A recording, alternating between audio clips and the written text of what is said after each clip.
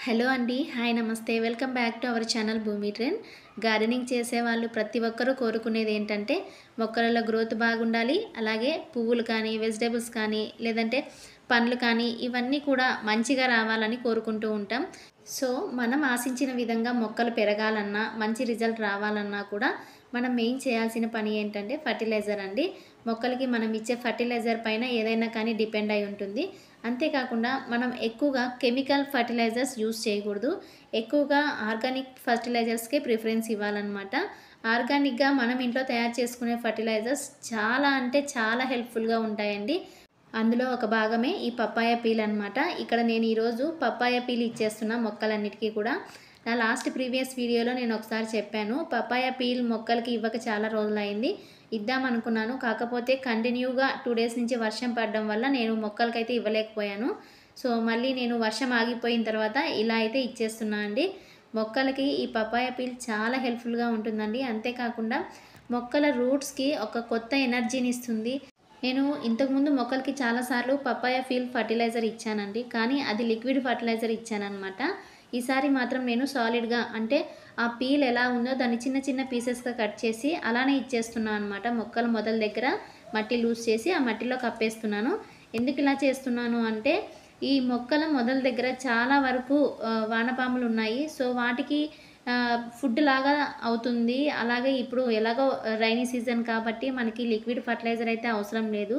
So, అందుకోసమనే మనం ఏదైనా సరే వెజిటబుల్ పీల్ కానీ, లేదంటే ఫ్రూట్స్ పీల్ కానీ ఇలా మొక్కల మొదల దగ్గర కొంచెం మట్టి లూజ్ చేసి ఈ వానపాములకి ఎరువుగా వేసామనుకోండి, మనకు ఎలాగో ఎరువు తయారవుతుంది. అలాగే వానపాములకి ఫుడ్డు దొరుకుతుంది. ఇంకా మన మొక్కలకు కూడా మంచి ఎనర్జీ అందుతుందనమాట.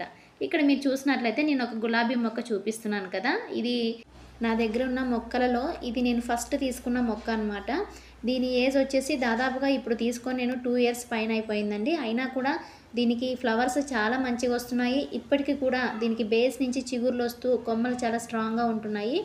ఈ మొక్క మొదల దగ్గర చూసారా మట్టి ఏ కలర్‌లో ఉందో?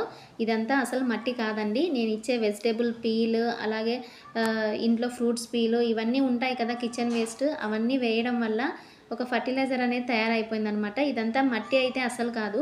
మొత్తం కూడా ఒక ఫర్టిలైజర్ అంటే ఎండుటాకులు కానీ, లేదంటే కిచెన్ వేస్ట్ కానీ ఇవన్నీ వేయడం వల్ల అవన్నీ కుళ్ళిపోయి ఒక మంచి ఫర్టిలైజర్‌గా తయారైపోయాయి మొక్కకి. అందుకోసమని ఇప్పటికి కూడా ఈ మొక్కకి అస్సలు చిగుర్లు బేస్ నుంచి చాలా చక్కగా వస్తాయండి. ఫ్లవర్స్ కూడా చాలా బాగా పూస్తాయి. లాస్ట్ వీక్ వచ్చేసి నేను వీటికి దోసకాయ తొక్క అలాగే బీరకాయలు చేదు బీరకాయ ఉంటాయి కదా!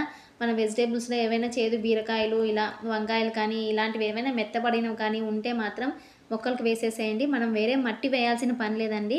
ఆ కిచెన్ వేస్ట్ ఏదైతే ఉంటుందో అదే ఆటోమేటిక్‌గా మనకి మట్టిలాగా ఇలా కుళ్ళిపోయి తయారైపోతుందనమాట. ఇక్కడ మీరు చూసారా రోజ్ ఫ్లవర్స్ అయితే అసలు చాలా బాగా వచ్చాయండి. బంచెస్ చూస్తున్నారు కదా! గుత్తులు గుత్తులుగా ఎలా కాసాయో. ఇంకా చాలా మొగ్గలొస్తున్నాయి. ఒక మొగ్గ దగ్గరే చూడండి మళ్ళీ 2, 3 మొగ్గలు ఆటోమేటిక్‌గా వాటి కింద ఒక మొగ్గ విడిగేలోపు ఆ పువ్వు విడిగేలోపు నెక్స్ట్ మొగ్గలు తయారైపోతూ ఉంటాయన్నమాట. అంత బాగా వస్తున్నాయి. కానీ ఈ మొక్క మొదల దగ్గర చూసారా నేను ఇందులో అల్లం కూడా వేశాను. అల్లం మొక్కలు బాగా పెరిగాయి. ఇంకా ఎండిపోయిన ఆకులు, కిచెన్ వేస్ట్ ఏదైనా ఉంటే అవన్నీ కూడా వేస్తూ ఉంటానండి. డైలీ వీటికి నేను సెపరేట్‌గా అయితే ఎలాంటి ఎరువులు తయారు చేసి వేయను. కిచెన్‌లో మిగిలిపోయిన వేస్ట్ ఇవన్నీ వేస్తూ ఉంటాననమాట. ఇంకొక మెయిన్ థింగ్ ఏంటంటే ఏదైనా మొక్క నాటేటప్పుడే నేను ఆ మొక్కకి కంపోస్ట్ ఇస్తాను. అలాగే కోకోపీట్ ఇస్తాను. అలాగే ఎగ్ షెల్స్ ఇస్తానండి. ఇంకా సాయిల్ మిక్స్ చేసి మొక్క నాటేస్తాననమాట. ఇంకా అంతేనండి. ఇలా చేసి మొక్క నాటామనుకోండి మనకి 2 ఇయర్స్ అయినా కూడా మొక్క మొదల దగ్గర ఉన్న మట్టిలో ఎనర్జీ అస్సలు తగ్గదండి. మొక్క గ్రోత్ బాగుంటుంది. అలాగే ఎలాంటి మొక్క అయినా సరే మనం ఆశించిన ఫలితాన్ని ఖచ్చితంగా ఇస్తాయన్నమాట. ఇక్కడ మీరు చూసారా రోజ్ ఫ్లవర్స్ ఎంతింత సైజ్ వచ్చాయో చాలా మంచిగా వచ్చాయండి. పువ్వులు కూడా చాలా పూస్తుంది. ఇది నేను ఈ కొమ్మ నాటేసి దగ్గర దగ్గర ఒక 6 మంత్స్ అయింటుంది. కొమ్మ నాటానండి. ఇది నాటి గులాబీ. ఆ కొమ్మనే ఇలా బాగా పెరిగింది. కాంపౌండ్ వాల్ పైన వరకు పెరిగి మంచిగా పువ్వులొస్తున్నాయన్నమాట.